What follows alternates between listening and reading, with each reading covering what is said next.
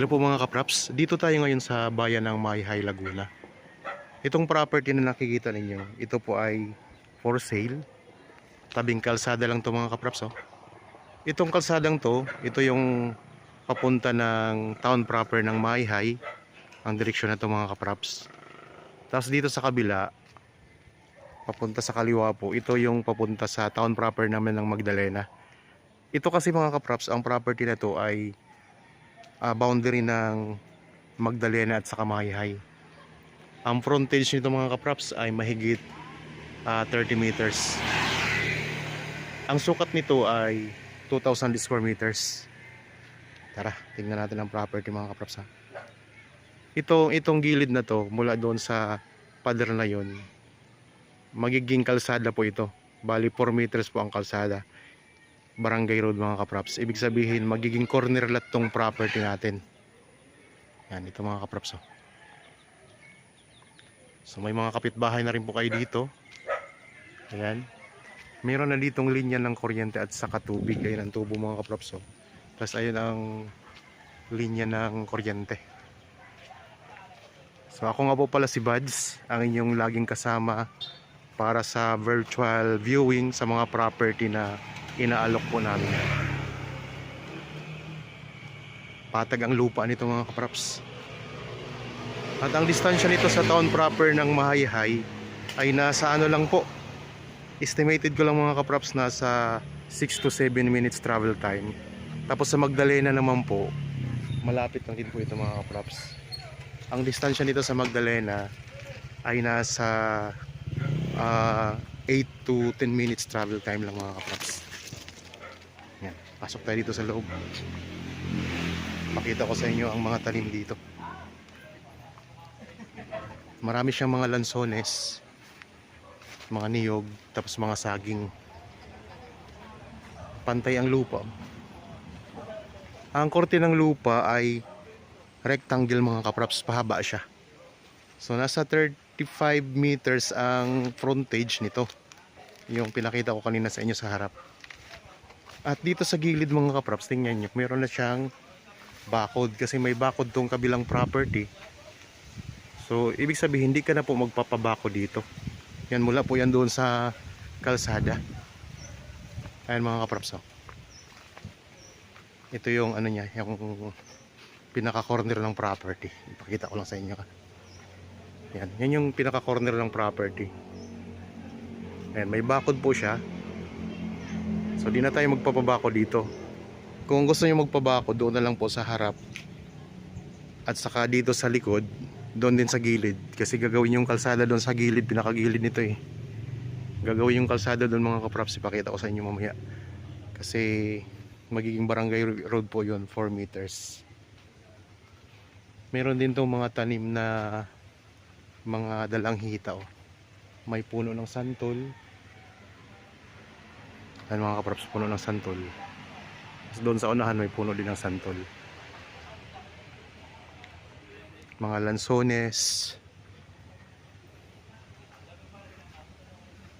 Kung ilot-ilot ito mga kapraps, marami po itong pwedeng tayuan pa ng bahay. Malaking space kasi ito, 2,000 square meters. Meron din pala ang puno ng rambutan dito sa may likodan. Ayan. Ayan ang mayroon ding rambutan. Ayun, may rambutan mga kapraps oh. Tapos dito may puno pa ng mangga. Ito, may isang puno ng mangga dito. Sa mga viewers ngayon na naghahanap ng property, gustong tumira dito sa bayan ng Mayhay, Laguna, ito mga kapraps, pwede nyo itong isama sa inyong pagpipilian. Maaliwalas po ang klima dito, malamig. Kahit tag-init mga kapraps. Yan, ito yung pinakalikod na bahagi ng property. Ang daming mga lansones dito. Kasi itong mga puno ng saging, pwede nyo itong bawasan para mas lumitaw yung mga puno ng lansones dito.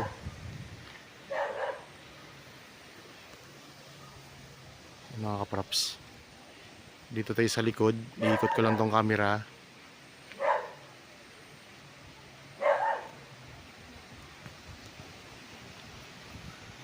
Ang presyo po nito ay makikita nyo sa description box at sa title po nitong video. Ang ibang detalye nandyan din po sa description box mga kaprops.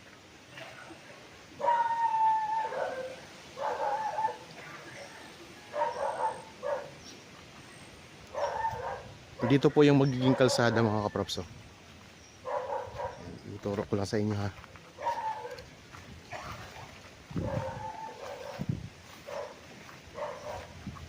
Ito yung magiging kalsada dito. Diretso po yan doon sa tinuro ko rin kanina sa unang video nito.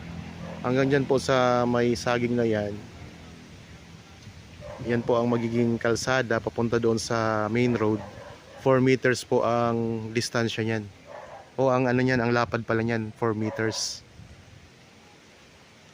So, itong kalsadang to, ito na diretso na to, papunta dito sa likod mga kaprops. Dire-diretso po yan. Yan, kalsada po ito dito. Kasi ito lang po ang property natin.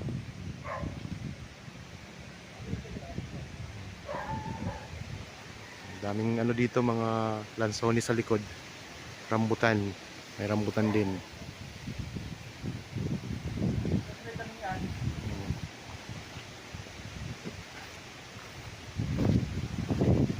Hanggang sa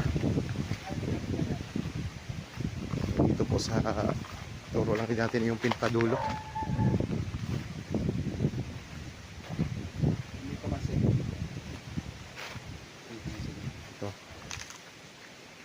Ito yung pinaka boundary niya.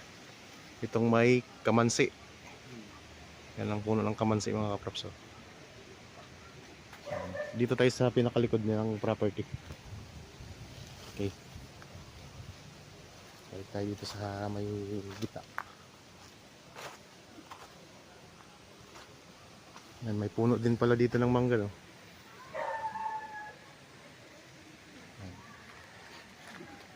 Pwede pa kayong magtanim dito kung nais nyo po mga kaprops. Kasi malawak-lawak pa naman po ito. 2,000 square meters. Title. Buhay ang nagbenta. Buhay ang may-ari mga kaprops. Kaya mabilis lang po ang pag-transfer. Ito anong puno to? Malaki. Ano yan? Nara. Puno ng nara. Patay na, no? Hindi, buhay yan. Buhay ba ito lang dahon? Nagdalagay siya talaga dahon yan. So puno pala lang ng nara mga kaprops.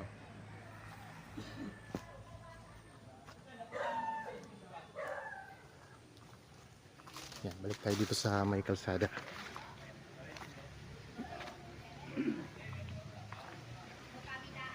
Pwede po mga kaprops na ano na residential at ito. Tapos pwede ding farm lot. Marami siyang tanim eh.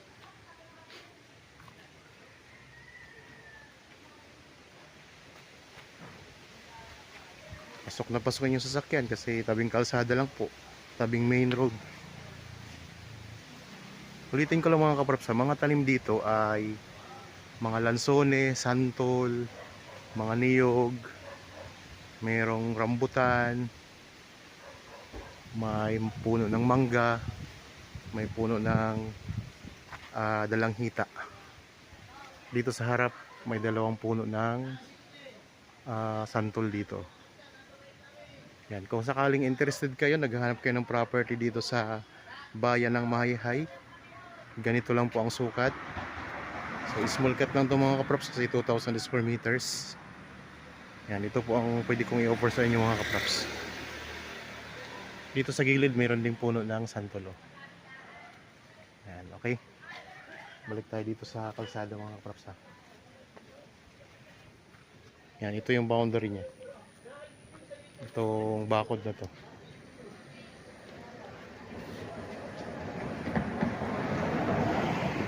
Kasi ito yung main road mga kaprops.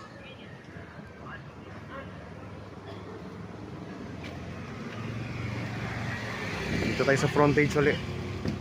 Pinabaybay lang natin ang frontage.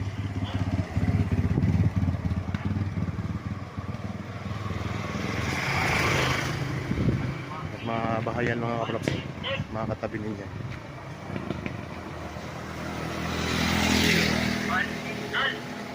mainit. Pandisan!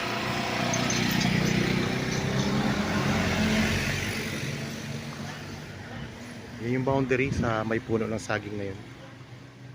Yan, may kapitbahay na kayo dito sa harapan mga kaprops.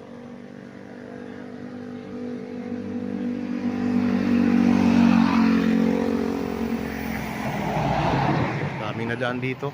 Kasi papunta tong daan ito ng papuntang Magdalena. Tapos itong direksyon na ito papunta yan sa town proper. Kaya marami ditong nadaan mga kaprops. Papuntang Liliw, pwede rin dumaan dito eh. Dito pala sa harap, di ko napansin kanina, meron ding puno ng guyabano. Ayan. May mga guyabano din mga kaprops yan. Marami palang guyabano dito sa harap. Dito lang pala ang guyabano. Ayan. Ito yung mga katabi natin. Kaharap ng property. Linya ng kuryente. Ayan. Ito yung property mga kaps. Okay. Sana nagustuhan nyo po ang property na ino-offer ko sa inyo ngayon para po sa bago pa lang sa aking channel at napadaan lang dito sa aking channel. Huwag niyo po kalimutang mag-subscribe at pindutin na rin po ang notification bell para maging updated kayo sa mga bagong property na i-offer namin. Maraming salamat po. Lagi tayong mag-iingat at God bless po sa ating lahat mga kapatid.